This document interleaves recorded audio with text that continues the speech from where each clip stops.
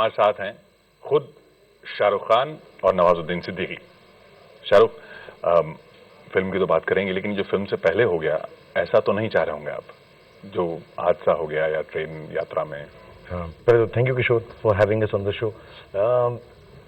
हाँ मतलब यार कौन चाहेगा, हम खुद सेंसिटिव लोग हैं और इतने सालों से काम कर रहे हैं। और एक बात जो मैंने सीखी इन 25 सालों में वो ये है कि जब इंसान पब्लिक फिगर बन जाता है तो रिस्पॉन्सिबिलिटी अपनी नहीं रहती, दूसरों के बारे में ज़्यादा हो जाती है। और मैं खुद फादर हूँ, फैमिली मैन हूँ। किसी को तकलीफ पहुंचे हमारे फिल्म की तरफ से, मैं पिछली बार भी किसी को बता रहा था कि यार मेरा ये फर्ज है कि मैं फिल्म की रिलीज इतनी आराम से करूं कि पब्लिक आए आराम से खुशी से देख सके। सो एकदम अनटूवर्ड था, अनएक्सपेक्टेड था, कोइंसिडेंटल था। लेकिन जो भी है मैं उसको कमतरी नहीं देखता हूँ। हमारी सारे यूनिट के अंदर actually most of the unit जो था यहाँ पे सब थे, तो सब लोग जो हैं वापस मुंबई चले गए, काम है तो इसलिए हम दोनों यहाँ पर रह गए। हमने कहा चलो हम काम खत्म करके जाएंगे, कमिटमेंट्स हैं। बट थोड़ा सा जो खुशी का माहौल था जब हम शुरुआत की थी तो वो बहुत कम हो गया। और अभी भी जेन्युइनली दिल से और तहे दिल से सबकी तरफ से हमें बहुत दुख है।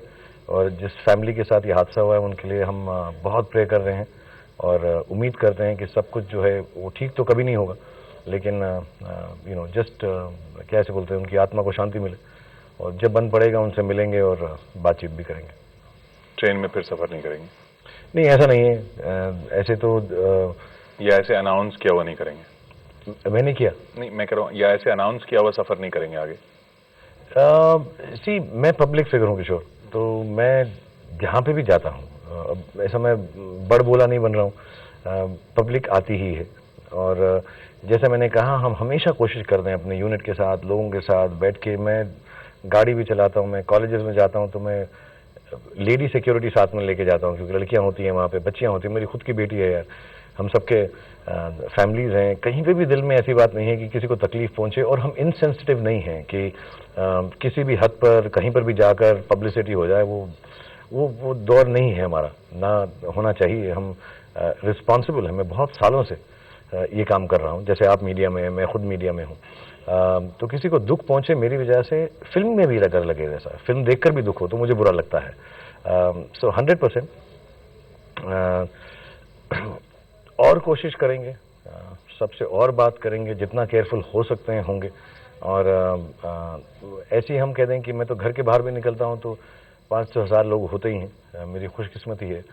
उनका भी ध्यान रखना पड़ता है, सबका। हम पानी पिलाते हैं उनको, ध्यान रखते हैं, ख्याल रखते हैं, तो और भी ख्याल रखेंगे और भी लोगों से बातचीत करेंगे। मेक श्योर करेंगे कि कभी भी ऐसी पब्लिक अपीयरेंस करें, चाहे मॉल में हो कहीं और हो, तो ऐसा हादसा ना हो, किसी को तकलीफ ना पहुंचे। नवाज, एक चीज जब आपको शाहरुख के साथ फिल्म में देखते हैं या सलमान के साथ देखते हैं तो सबके मन में ये सवाल आता है कि नवाजुद्दीन सिद्दीकी इतने बड़े जो ये खान साहब हैं, इन सब के साथ क्यों फिल्में कर रहे हैं? आपको नहीं लगता कि आप अकेले जब फिल्में कर रहे हैं तो अकेले अपनी फिल्में चलाएं? मैं इसका जवाब दूं? आपको जब सलमान के साथ इंटरव्यू का चांस मिले, आमिर के साथ चांस मिले, मेरे साथ मिला है, तो पूछ लें कि ये खान जो हैं सब नवाज भाई के साथ काम क्यों करना चाहते हैं। हाँ, वो तो मैं अभी करने वाला हूँ। तो हम सब इसलिए करना चाहते हैं, एटलीस्ट मैं अपनी तरफ से जरूर बोलूंगा, दूसरों से जब आपको मौका मिले पूछें। मैं इसलिए करना चाहता हूं कि मेरा काम और भी निखर के आएगा जब इतने ऐसे कलाकार मेरे साथ काम करेंगे। तो जेन्युइनली ऐसे कलाकार से ये पूछें कि वो क्यों करना चाहते हैं, जरूरी नहीं है। जब शुरुआत हुई थी नवाज भाई की, थोड़े दिन पहले, कुछ 5-7 साल पहले, नाम सुनना शुरू हो गए यार, बड़ी अच्छी एक्टिंग करते हैं। और तो मैंने भी देखा उनको, बहुत खूबसूरत एक्टिंग करते हैं। तो जब मुझे बोला गया, मौका मिला रईस के अंदर, कहा गया कि हम नवाज भाई से पूछ रहे हैं, तो मैं जेन्युइनली बोल रहा हूँ, मेरा ऐसा था कि यार उनकी डेट्स की तकलीफ ना हो, एक बार आ जाएंगे तो मैं जो है, मेरा जो फन है वो और भी अच्छा हो जाएगा अगर मैं इनके साथ काम करूंगा। और जब, जैसे आप कह रहे हैं, फिल्म रिलीज हो गई है तो लोग तारीफ भी कर रहे हैं, मेरी भी कर रहे हैं, नवाज भाई की भी कर रहे हैं। मेरी तारीफ का आधा श्रेय इनको है और आधा राहुल को है। तो मेरे को बड़ा बुरा लग रहा है कि मैंने कुछ भी काम नहीं किया इस फिल्म के अंदर। नहीं, तो ये सवाल मैं आपसे करने वाला था, और जो आपने बात छेड़ी दी है, तो जिस फिल्म में जिस बड़े बड़े सितारे के साथ नवाज रहे हैं वो अपना एक अलग अपनी छाप छोड़ के जाते हैं। इससे एक बड़े स्टार को डर नहीं लगता ऐसे एक्टर्स से? बाहर से कैसा भी लगता हो, बड़ा स्टार वो होता है जिसको डर नहीं लगता। जो जेन्युइनली चाहते हैं कि उनका काम और भी बेहतर हो। मैं आमिर को भी जानता हूँ, सलमान को भी जानता हूँ, और बहुत दूसरे भी बहुत सारे स्टार्स हैं। ऐसा नहीं है कि सिर्फ खान ही है। सबका दिल बहुत बड़ा होता है यार। हमें मालूम है कि जब अच्छा कलाकार साथ में होगा तो हमारी कला भी बढ़ेगी। और हम दोनों थिएटर से हैं, और मुझे जब मौका मिला है और जब काम भी किया है, तो ये जो समझ है मेरी और भी बढ़ गई है कि अच्छे, जितना अच्छे कलाकार के साथ काम करोगे उतना काम अच्छा होता है। और हम 20-25 साल से काम कर रहे हैं, वो मुझसे भी ज़्यादा सालों से काम कर रहे हैं। कहीं ना कहीं पे एक हो जाता है कि यार ये अब हमें आता है, हमारा क्राफ्ट जो है अच्छा हो जाता है। लेकिन जब नए कलाकार जो इतने होनहार हैं उनके साथ काम करो तो क्राफ्ट भी बेटर होता है। तो वो सवाल जो है गया, वो सवाल एक्चुअली मैं यही कहना चाहता था, शाहरुख साहब के बारे में यही कहना चाहता था। मैं ऑफकोर्स मैं काम करना चाहता था, मेरी ख्वाहिश थी कि मैं शाहरुख साहब के साथ काम करूं। उसकी वो फ्रेंकली मैं बता रहा हूं, क्योंकि इसलिए भी था क्योंकि मैं छोटी छोटी फिल्में करता हूं, तो ऑफकोर्स मैं उसके बाद जो फिल्में करूंगा तो उसको बहुत फ़ायदा होता है, क्योंकि शायद हमारे छोटे बजट, हाँ, छोटे बजट की फिल्में जो करता हूँ मैं उसको फ़ायदा होता है ऑफकोर्स। अब उसमें शाहरुख साहब की ऑडियंस में से अगर 2%, 1% भी मेरी फिल्म देख रहे हैं तो मेरी ऑटोमेटिकली हिट हो जाएगी मेरी फिल्म। तो ये एक टेक्निकल रीज़न ये भी था एक्चुअली। और जो नवाज भाई की जो अगर ऑडियंस है उसमें से 1% भी मुझको अगर पसंद कर दे तो लोग समझेंगे मैं अच्छा एक्टर हूँ।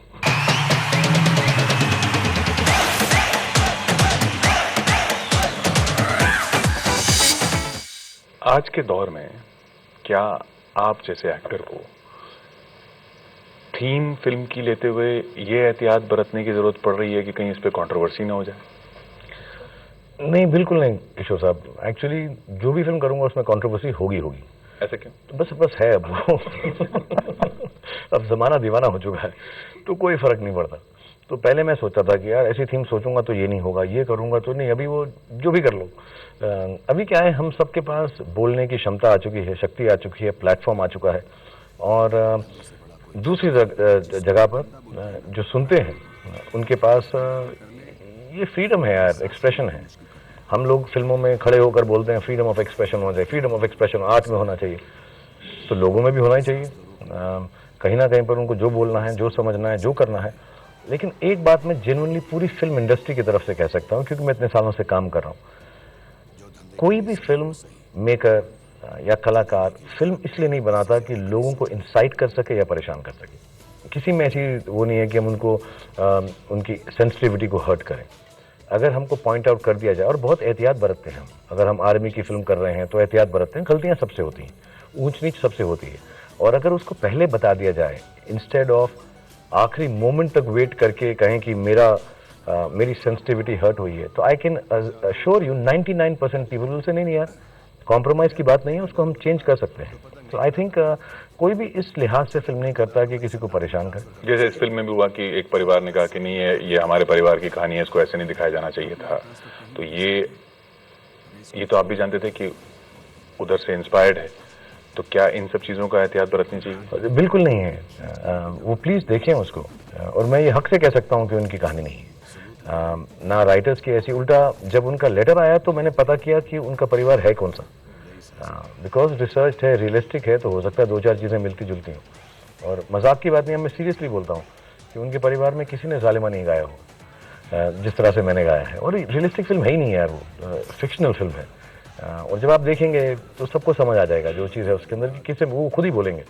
तो अभी वो बोल देना बिना देखे, अब बिना देखे कोई बोल दे तो उसको क्या बोले, अब फिर वो केस कर दें या लेटर भेज दें तो फिर सारे के सारे लोग उसके बारे में, और ये उसके बारे में अब क्या बोलें कि नहीं है यार। और जेन्युइनली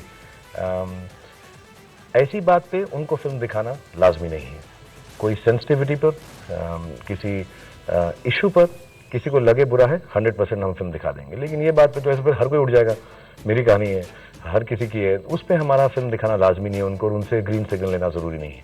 लेकिन कोई सेंसिटिव इशू हो हमारे देश के अंदर, ऑफकोर्स कोई चेंज हो, हमारे साथ भी हुआ, एक कम्युनिटी को लगा कि हमने कुछ गलत दिखाया है तो हमने काट दिया। वो ऐसी कोई बड़ी बात ही नहीं, ना हमारे लिए बड़ी बात है ना उनके लिए बड़ी बात है। हम वो ओवरसाइट थी, रॉन्ग था, उनको बुरा लगा, हमारे को फिल्म में फ़र्क नहीं पड़ता है। So you have to have, उनसे ग्रीन सिग्नल नहीं लेना, लेकिन अब ये नेताओं से ग्रीन सिग्नल लेना पड़ रहा है आपको या कई लोगों को?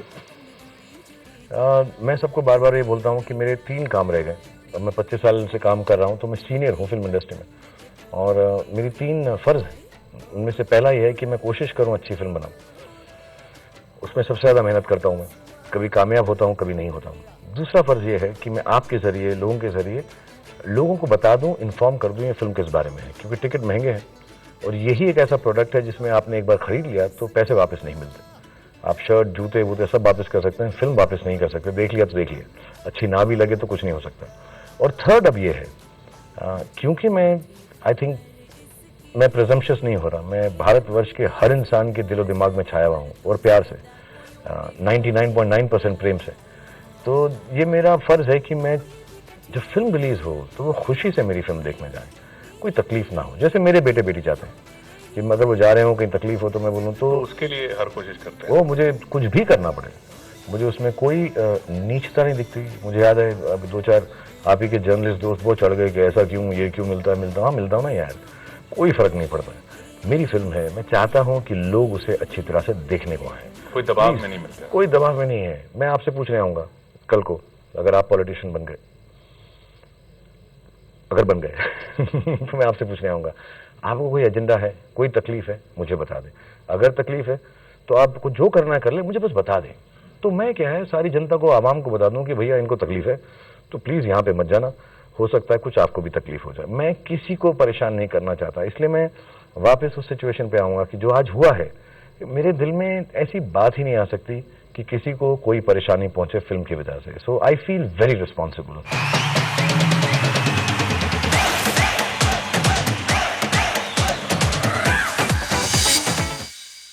आप देखते नहीं कि कितने स्टार्स मिल रहे हैं? ऐसा मैं ऐसे शाहरुख खान वाली बात कर रहा था, जब खुद इतने बड़े स्टार हो तो दूसरे स्टार से फर्क नहीं पड़ता सचमुच नहीं पड़ता। अभी जैसा नवाज भाई ने कहा, अब मेरे को अजीब लगता है क्योंकि मैं, नवाज भाई 15-16 साल से काम कर रहे हैं, मैं 30 साल से काम कर रहा हूं, तो मैं थोड़ा पेशेंट हो गया हूं। इनकी नाराजगी फिर भी जायज़ है। अभी मैं क्या बोलूं, जैसे उन्होंने बोला मैं 2 स्टार देता हूं, तो आप कौन है यार, जेन्युइनली खामखा। मतलब आप तो क्रिटिक भी नहीं है, जो नॉर्मल लोग भी हैं उनको मालूम है थम्स अप, ऐसा ना हुआ था thumbs up, 2 thumbs up, 3 thumbs up. हर किसी को जजमेंट में बैठने की आदत हो गई है और बहुत अच्छा है, बहुत अच्छा है ये। लेकिन अब थोड़ा सा मामला उल्टा हो गया है कि जो लोग सेलिब्रिटी हैं या पब्लिक फिगर हैं वो जजमेंट में नहीं बैठ सकते, वो कुछ नहीं बोल सकते। उनको बस क्या है कि ठीक है, जैसे आपने 2 थम्स अप दिए या आपने 2 स्टार दिए, आप देने लायक हैं या नहीं है, मैं ये भी नहीं बोल सकता हूँ, मुझे एक्सेप्ट करना है। और बहुत सारे लोग हैं आसपास जो उसी 2 स्टार को लेकर या 2 थम्स अप को लेकर या 4 या 5 थम्स अप को लेकर अपना ही एक पूरी कहानी बना लेते हैं। तो मैं 2 चीजें करने वाला हूं। एक, बुरा मत मानना, जो टेलीविजन में आजकल मीडिया की जो हेडलाइंस होती हैं उनसे मैं अपनी फिल्मों की टैगलाइन लगाऊंगा, क्योंकि इतनी अच्छी लिखने लगे हैं वो लोग, इतनी कमाल की टैगलाइंस है। मतलब पहले मैं समझता था मैं मार्केटिंग जीनियस हूं, लेकिन जो आजकल टैगलाइंस आती हैं वो बहुत कमाल की हैं। दूसरा, जो ये सब बातें होती हैं इसमें से मैं बहुत सारी कहानियां निकालूंगा, क्योंकि बहुत इंटरेस्टिंग वर्ल्ड हो गया है जेन्युइनली, क्योंकि अब सबके पास आवाज़ है और होनी चाहिए। जैसा फ्रीडम ऑफ स्पीच है, एक्सप्रेशन है, कोई भी फिल्म बना के डाल सकता है। आई थिंक दुनिया बहुत खुल गई है, बहुत करीब आ गई है, तो बहुत सारे एक्सपीरियंसेस हैं जो क्रिएटिव लोगों को मिलेंगे। तो मैं उससे बहुत ज़्यादा सीख कर और बहुत सारी नई नई कहानियाँ सोच कर अब आगे डालना चाहूँगा, एज लॉन्ग एज उससे कॉन्ट्रोवर्सी मुझ पर ना हो। ये सवाल भी आपसे बार बार पूछा जा रहा है कि साहब काबिल के साथ आ रही है और फिर 2 फिल्में एक साथ आएंगी। ये जाहिर सी बात है, आप भी नहीं चाह रहे होंगे या कोई भी नहीं चाहेगा, लेकिन उसमें ऐसी सिचुएशन में आप क्या चाहेंगे? दोनों फिल्में चलें वो तो सब बोल देते हैं, लेकिन फिर भी कि क्या काबिल को जिस तरह से पसंद किया जाए उतना पसंद किया जाए, किस तरह से पसंद किया जाए, या लोगों का रिस्पांस आप देखेंगे, क्रिटिक्स का रिस्पांस आप देखते नहीं हैं, तो क्या बिजनेस देखेंगे, किस तरह से आप जज करेंगे? पता नहीं किशोर जी, मेरे को ऐसा है, ऋतिक दोस्त है, राकेश जी के साथ मैंने अपनी शुरुआत की है किंग अंकल में, मेरी बहुत इज्जत है, वो इज्जत कभी कम नहीं होगी। और मैं ज़्यादा बोलना नहीं चाहता, अभी तक मैं इसलिए नहीं बोला हूँ, इसलिए नहीं कि मुझे बात की समझ नहीं है, लेकिन मेरी आंखें उनके सामने हमेशा इज्जत से झुकी रहेंगी। मैंने अपना करियर उनके साथ शुरू किया, राकेश जी के साथ। डुगू मेरे बच्चे जैसे हैं, मैं सच बोल रहा हूँ। अब ये फिल्म अगर अकेली आ रही होती काबिल, तो मैं सचमुच यही कहता की सबसे बेहतर फिल्म है। ऋतिक बहुत मेहनत से काम करते हैं। उनमें नई लड़की है, मैं उनको जानता नहीं, उन्होंने बहुत मेहनत की होगी। राकेश जी ने प्रोड्यूस किया। संजय मेरा पहला दोस्त है फिल्म इंडस्ट्री में, मैं उसके लिए बेस्ट विशेस सोचता करता। अब मेरे साथ आ रही है तो उसमें कोई चेंज नहीं।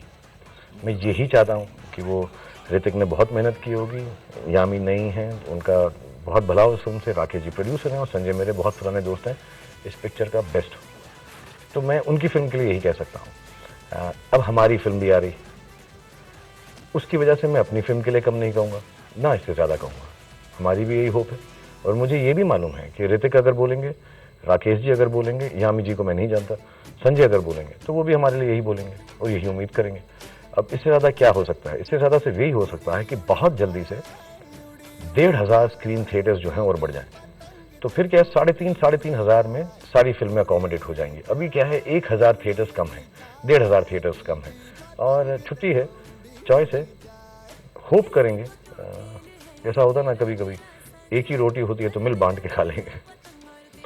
तो सक्सेस का पैमाना क्या होगा इस रईस के लिए? आप स्टार्स नहीं देखेंगे, क्रिटिक्स के लोगों का रिस्पांस ट्विटर वगैरह पर नहीं देखेंगे, सिर्फ बिजनेस को देखेंगे, ये क्या क्या मानेंगे? मैं बड़ी बात नहीं बोलना चाहता। मैंने लाइफ में बहुत बड़ा सक्सेस देखा हुआ है और मैंने लाइफ में उससे भी बड़ा फेलियर देखा हुआ है फिल्मों में। मुझे फीलिंग आ जाती है, ना स्टार्स मायने रखते हैं, ना पैसा मायने रखता है, ना अवार्ड मायने रखता है। और एक जगह पे स्टार भी मायने रखते हैं, अवार्ड भी मायने रखते हैं, पैसा भी मायने रखता है, लेकिन सबसे ज़्यादा मायने वो मुझे फीलिंग आ जाएगी और मुझे आने लग गई माशाल्लाह। और 2 दिन में मेरा बहुत एक्सपीरियंस है इसमें। मैं शायद टेलीविज़न में ना बोलूं, मैं जितना अच्छा होगा उतना हम्बल हो जाऊंगा, कहूँगा ये देन है सबकी, या चुप हो जाऊंगा अगर उतना अच्छा नहीं हुआ, लेकिन मुझे फीलिंग आ जाएगी। मैं फीलिंग पे जाता हूँ। मैंने ऐसी फिल्में बनाई हैं जहाँ पे वो फीलिंग जो है ज़िंदगी भर रहती है। मैंने ऐसी फिल्में 25 साल में बनाई हैं। उसका बॉक्स ऑफिस क्या है क्या नहीं है, आज मैं आपके सामने बैठकर पूछूं। मैं स्वदेश मैंने फिल्म रिलीज़ की थी, मैं अमेरिका के अंदर शूटिंग कर रहा था, सारी दुनिया ने उस फिल्म की ऐसी की तैसी कर दी थी। बड़ी खूबसूरत फिल्म है। आज अगर मैं बोलूँ मैं स्वदेश का हिस्सा हूँ तो मेरे लिए प्राइड है।